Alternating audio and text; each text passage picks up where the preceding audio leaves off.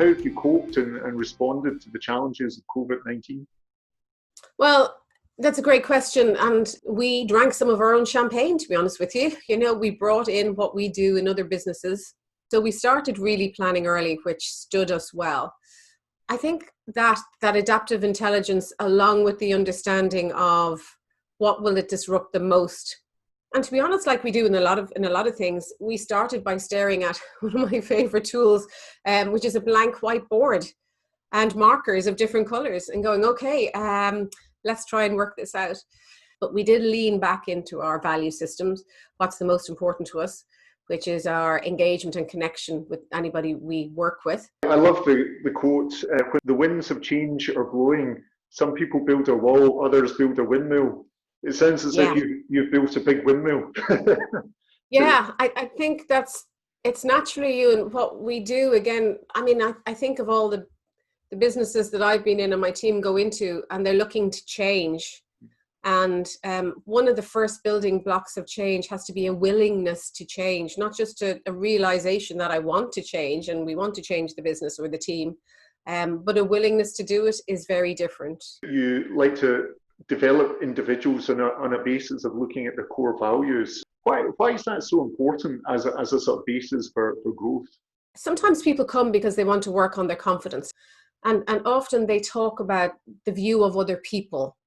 So in their eyes, I don't want to change, or in their eyes, I have to change. And it's always about others and then self, others and then self. One of our informants, if you like, to our curriculum is Dr. Dan Siegel. And he loves acronyms like I do. So he calls us OATS, OATS, others and then self. Once you have those values established, then in coaching especially, that's why we look at them, because the decision making of what to do next or how to go about it becomes much easier because you're guiding yourself. That's excellent to understand. So it's essentially, if you're living in line with your values, you're probably more likely to be satisfied and happy.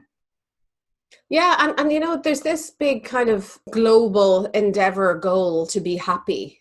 And it seems like we're seeking the Holy Grail. Where will it be? When will I be there? But if you look again behind that and understand what would that mean for you and what would that generate for you, it's a contentment with self first and then others. I know you do a lot of coaching around the principles of boundaries and setting boundaries. Why is that so important in terms of the busy everyday life? I think busyness is definitely something we use as a blanket to cover the tasks maybe that we don't like to do so much, or again, where we're drained, we're giving our power away. So for me, boundaries demonstrate and honor the fact that you value yourself and your time and your energy. And also boundaries stop the busyness from overwhelming you. So apart from the obvious advice of getting a good coach, where would you recommend that someone starts to develop a growth mindset and improve their current version of themselves?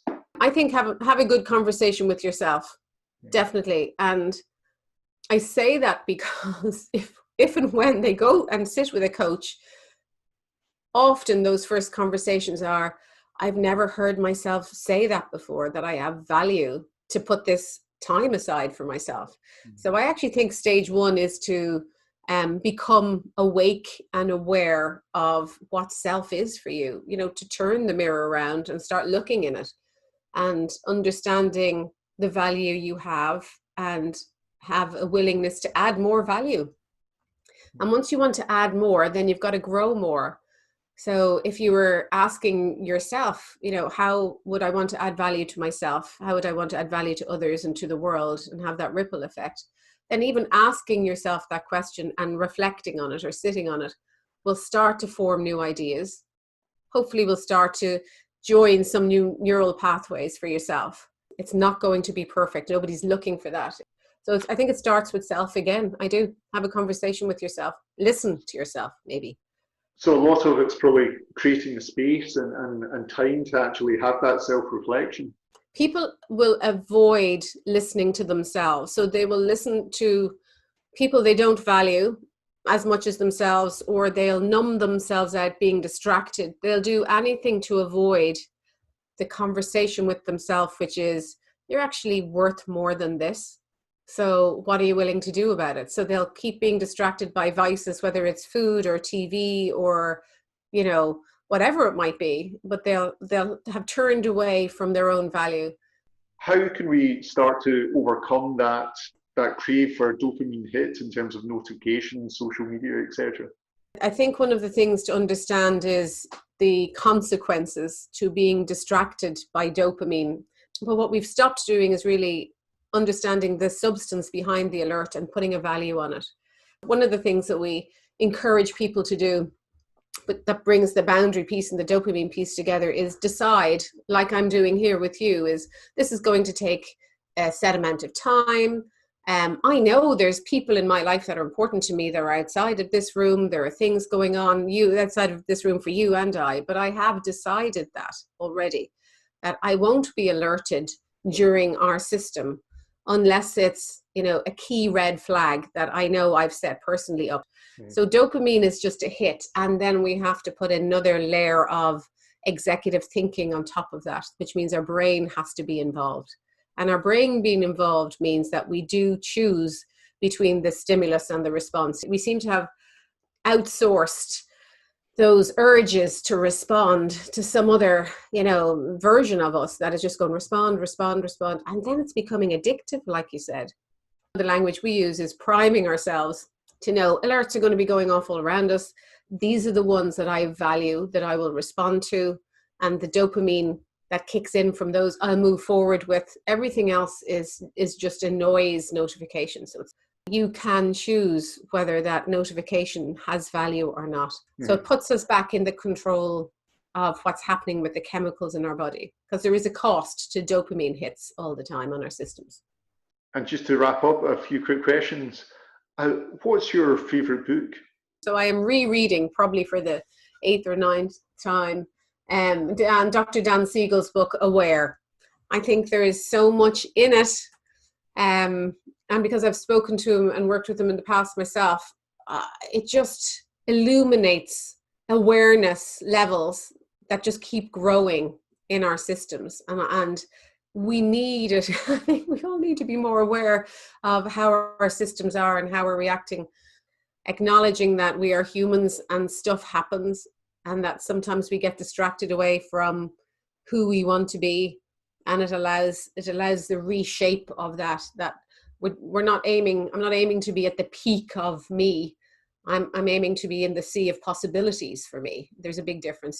And I know you're a big fan of TED Talks. Can you give a TED Talk recommendation to us?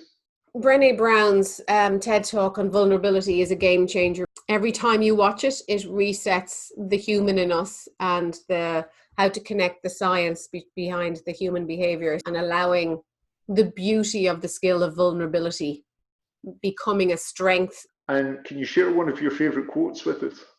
Oh God, now Brené Brown is stuck in my head, right? Because you know I'm a big fan of hers. Belonging is belonging to yourself first. It's about speaking your own truth and telling your own story and never betraying yourself to others. I love that quote, that belonging piece. So that's one of my favorites. And the other one, it's, I didn't come this far to come this far. It requires a bit of thinking, I guess. It does. And again, it's about, I love that one because it's about sticking firm, stick to your guns, stick to your principles, stick to your values. Some people, I think, felt in the last 10 to 12 weeks, you know, this is too much, but you didn't come this far to just come this far. There's more. That is the ever-growing space ahead of us to work at. And sometimes we have to stop and pause and take rest. But then, you know, there's more ahead that you will feel satisfied again in. And if someone wants to reach out to you and contact you, how can they get in touch? The easiest way is I am very visible on LinkedIn. So Maureen Hewitt on LinkedIn is probably the easiest connector to me, and feel free to connect in with me that way. Great. Well, thank you. Thanks again for your time. And again, thanks for sharing your wisdom. My pleasure, Ewan. Fantastic. Thanks a million.